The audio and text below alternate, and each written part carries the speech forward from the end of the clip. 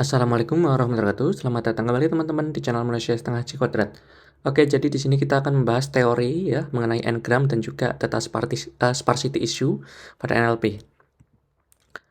Nah, pertama apa sih sebenarnya si language modeling ini? Nah, jadi for sequence of length n. Jadi ketika kita punya ada n word ya, ada sejumlah wordnya itu n, misalkan 10 kata itu kan dalam satu sentence. Nah, jadi kita akan memprediksi kira-kira kalimat tersebut itu probabilitas munculnya itu berapa. Contohnya kata the book, Indonesia aja lah ya. Misalkan buku ini sudah lama tidak dipegang dan penuh jaring laba-laba. Itu probabilitasnya akan lebih besar daripada buku ini adalah laba-laba. Sudah lama tidak buku ini laba-laba, sudah lama tidak laba-laba gitu kan. Nah, ini kata apa? Buku ini laba-laba, sudah lama tidak laba-laba. Berarti kan tidak make sense ya kata tersebut. Jadi peluangnya kecil. Makanya sequence yang pertama, buku ini sudah tercover jaring laba-laba karena sudah lama tidak disentuh, itu jauh lebih muncul apa ya? Jauh lebih possible lah untuk muncul daripada ini kata yang kedua yang tidak jelas katanya. Maksudnya dia mau ngomong apa gitu. Kemudian ini contohnya lagi biasa digunakan pada speech recognition ya, kayak I read the whole book sama I read the whole book. Nah, ini hampir sama ya, whole sama whole. Jadi whole yang pertama ini artinya kan keseluruhan buku ya. Jadi kita baca sampai selesai bukunya. Tapi yang kedua adalah lubang buku. Ngapain kita baca lubang buku?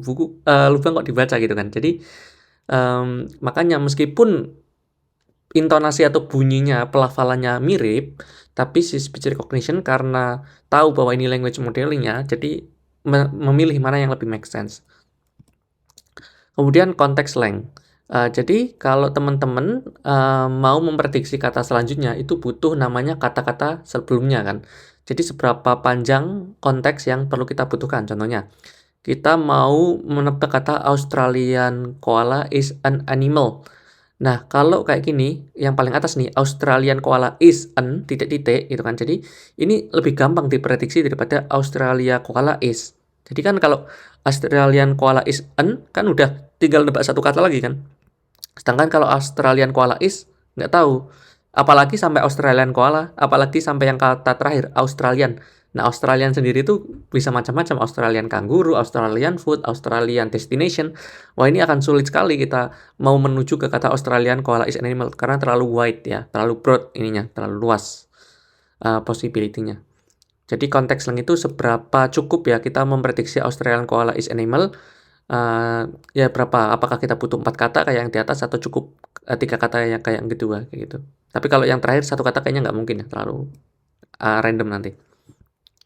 Kemudian kita tahu namanya chain rule pada probabilitas ya. Kayak yang paling atas ini probabilitas A bersyarat B itu adalah probabilitas bersama antara A dan B dibagi dengan probabilitas B. Kalau probabilitas A bersama B-nya itu kita pindah ruas jadi ke kiri dan probabilitas bersyaratnya kita pindah ke kanan jadi kan perkalian. Jadi ini PA bersyarat B dikali dengan PB karena PB-nya pindah geser ya, pindah ruas jadi perkalian karena tadinya pembagian. Nah, ini digunakan pas apa? Contohnya ini mau menebak probabilitas Australian koala is animal, berarti kita harus tahu dulu ke probabilitas Australian. Karena belum ada kata sebelumnya, berarti kita strip alias probabilitas kata Australian pada teks korpus kita berapa. Contohnya teks korpus itu ya kumpulan buku mungkin atau kumpulan artikel, kumpulan apapun ya, suatu korpus, suatu teks-teks ya yang kita punya. Jadi ada berapa sih jumlah kata Australian sering munculnya itu probabilitasnya berapa. Kemudian probabilitas koala yang sebelumnya Australian. Jadi contohnya ya tadi Australian koala itu mereka muncul bersamaan di dalam satu buku ya, dan Australianya itu lebih dulu daripada koala itu berapa probabilitasnya. Kemudian semakin mengerucut seperti Australian koala jika kita mau lihat probabilitas is ketika sebelumnya Australian koala. Bisa jadi kan Australian koala are, Australian koala were, Australian koala was, gitu kan. Nah, jadi kalau is itu berapa persen? Dan seterusnya. Nah, makanya kita menggunakan rumus chain rule probabilitas untuk menghitung probabilitas dari Australian koala is an animal. Ya, ternyata digunakan ya. Peluang nggak cuma kita mengambil bola dalam satu box warnanya sama dikembalikan, nggak cuma kayak gitu, tapi digunakan pada NLP juga. Kemudian ada n-gram. Nah, ini udah masuk n-gram ya. Jadi kalau kita lihat Kalau katanya ada 5, Australian koala is animal, kita butuh berapa ini ya, bersyaratnya. Contohnya Australian tanpa ada syarat sebelumnya, koala dengan syarat Australian is punya 2 syarat, an punya 3 syarat, dan animal punya 4 syarat. Jadi kalau misalkan kita punya 5 kata aja, kita udah butuh segini banyaknya ya perhitungan peluangnya ya. Nah, makanya kita perlu cut. Contohnya kalau animal ini cukup misalkan sebelumnya adalah an gitu kan, an animal, nggak perlu sampai Australian koala is, nanti berat perhitungan di komputernya ya. Jadi kita potong. Nah, cara pemotongannya disebut sebagai n-gram. Nah, n-gram itu macam-macam, ada unigram, kalau tidak ada karena satu ya, artinya dia single, nggak ada kata selanjutnya, sebelumnya. Contohnya gini, tadi Australia, ya Australian koala is animal ya diprediksi dengan cara mengalihkan probabilitas Australian nih soalnya. Kemudian koala, kemudian is, kemudian an, kemudian animal tanpa probabilitas bersyarat sama sekali di sini. Itu ya, tanpa pendahulu. Nih. Nah, kemudian kalau bigrams atau 2 grams ya, artinya ada 2 kata nih dalam probabilitasnya. Contohnya Australian tidak ada pendahulunya memang ya. Kalau koala itu kan, oh ini harus diedit nih sebenarnya. Australian koala is animal nih. Jadi koala itu sebelumnya adalah Australian.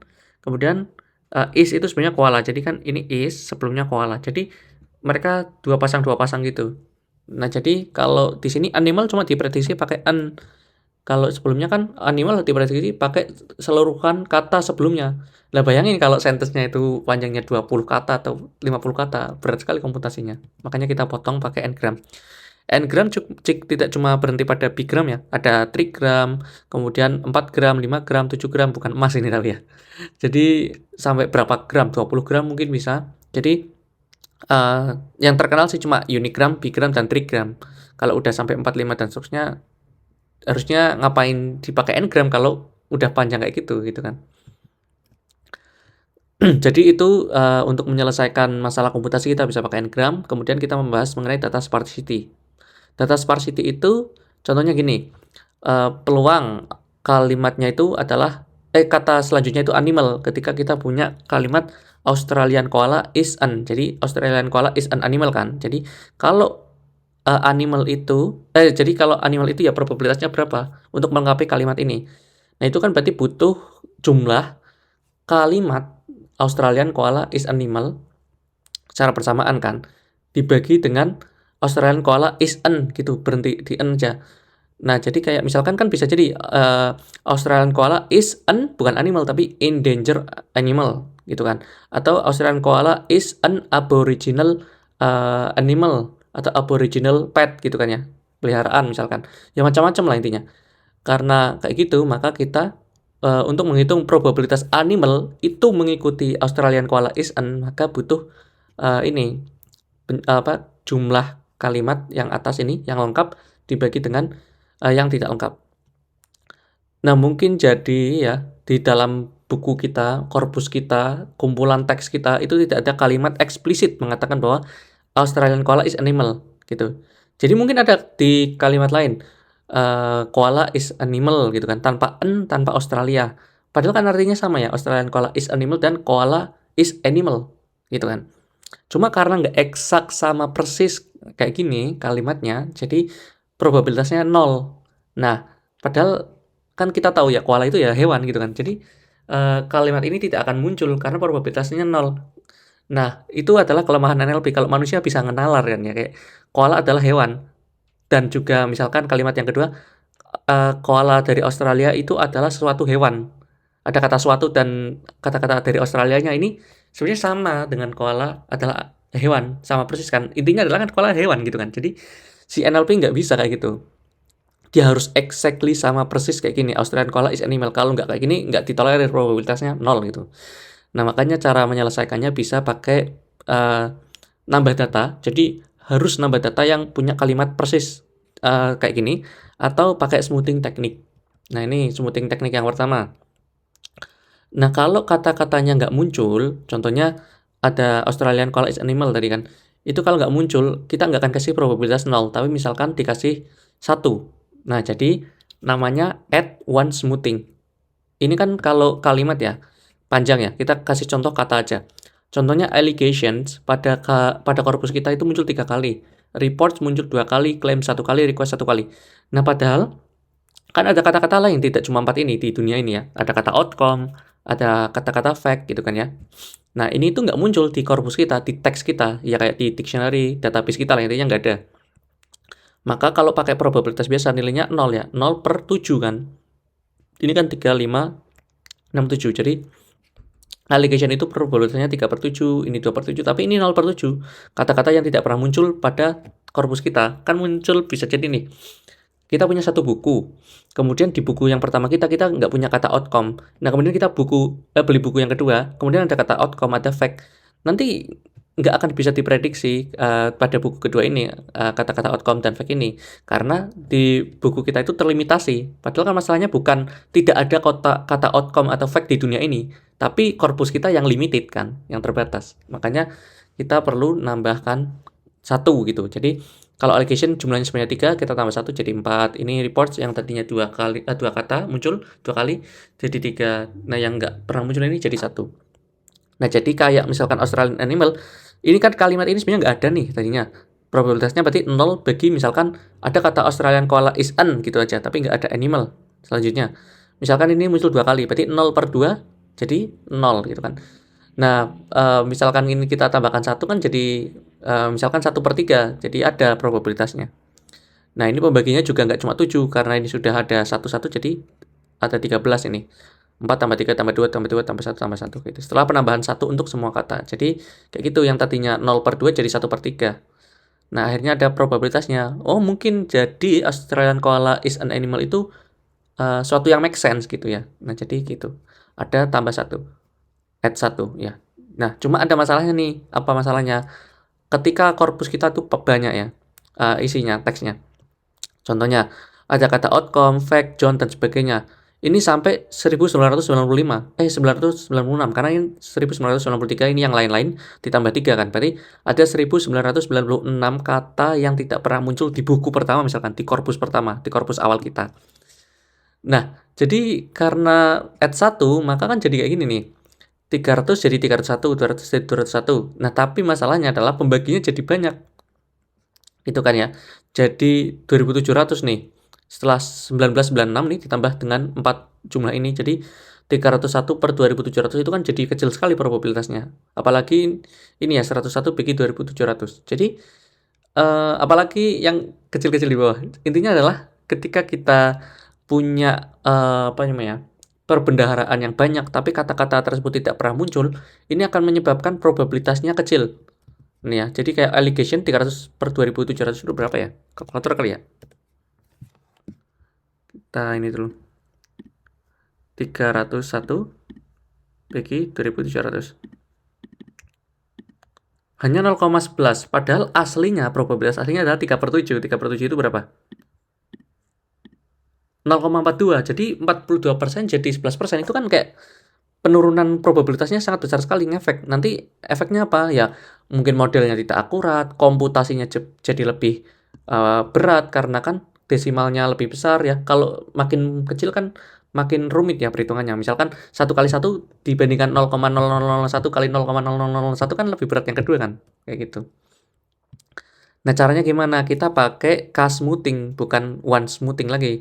Jadi kita pakai k ini di penyebut itu dikalikan dengan suatu fractional data, angka ya. Kayak 0,6, 0,3, 0,9, 0,1, yang penting 0, berapa gitu. Jadi contohnya ini bukan 301, tapi 300,0005 misalkan, 200,0005. Jadi ini cuma 00,0005, 0005, 005 kayak gitu yang tidak pernah muncul. Tapi yang ini yang allegation report dan sebagainya tinggal tambahkan 005 di belakangnya kayak 100,005. Akibatnya apa? Nanti pembaginya jadi lebih kecil. Jadi misalkan cuma 301 bagi 500 gitu kan ya.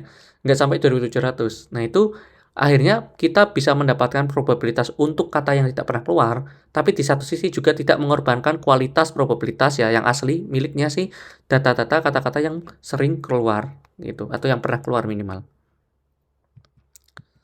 Nah, kemudian selain kita pakai smoothing tadi, one smoothing, k smoothing, kita bisa pakai back off. Nah, back off itu berarti kita memotong katanya. Contohnya, Australian koala is an. Nah, ini kenapa ada kata Australiannya? Kita hapus aja lah orang koala is an juga sama lah ya. Koala kan cuma ada di Australia atau di Australia dan di beberapa tempat ya, hanya sekitaran itu. Jadi koala memang identik sama Australia, kita potong aja, buang aja kata Australianya. Jadi kayak Australian koala is animal itu nggak pernah muncul, nol ya.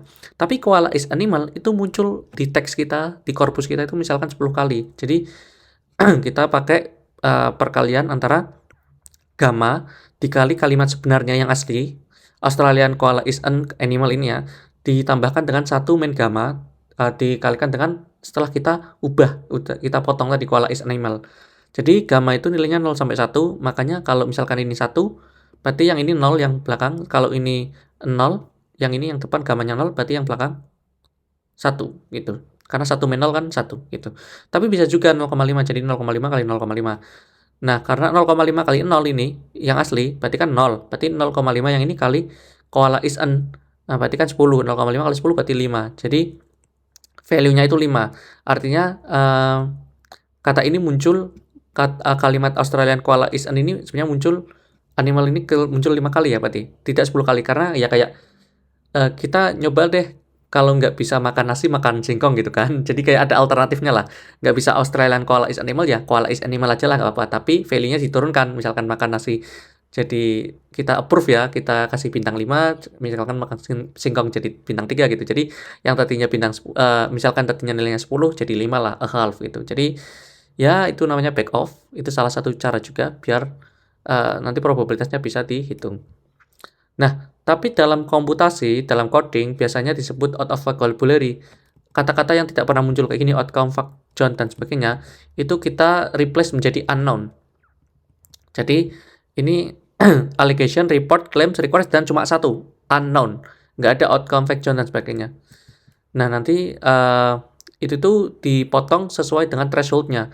Contohnya bisa jadi kata ini ya, outcome ini punya nilai 2. Jadi nggak benar-benar 0 ya, ada 2. Nilainya itu 2. Tapi karena kita punya threshold 3, maka dia tetap dikategorikan sebagai unknown. Nah, threshold-nya itu jumlahnya, nilainya berapa, bebas. Tergantung kalian pengennya berapa. Oke, mungkin itu sudah selesai. Nanti kita bahas teori yang lain atau membahas codingan yang lain di seri selanjutnya. Oke, see you next time. Bye-bye. Assalamualaikum warahmatullahi wabarakatuh.